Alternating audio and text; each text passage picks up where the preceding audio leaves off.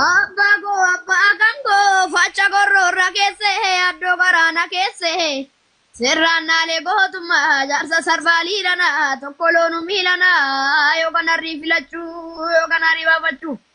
warra kale sif darbe ragachu silanta gotuma nu dal jifta orbu garraga bahu anga ferokka mamu dugani na walamu dabare na kakkabe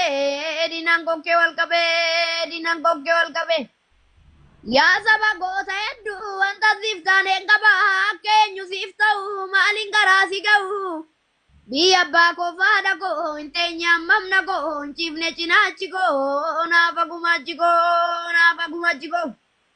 maalin garasi ga'u akka laggasaa ogii du'eesiif bareegamu akka nadii gammadaa fuuteesiif dhabamu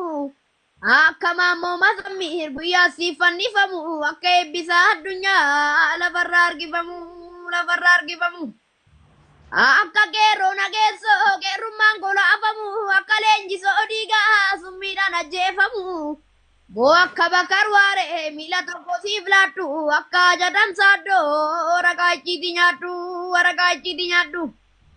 ilubii asteer gannoo teessoo abbaa gammachiis gooticha caalii shonee kan firrisa abbaa hoggaa gootan faachisaa ragaa London kan beeti shengo badallee kee ayyuu nagoo nagaa jaalatu jabaa sabaaf dhaabbatu akka jireenya ayyaana geerarsaan kuukaa ibsu moo akka alii birraa dhaloota barsiifadhu moo akka qeerroo Oromoo diinatti yee caraanu akka dhaloota gubee gugsee dina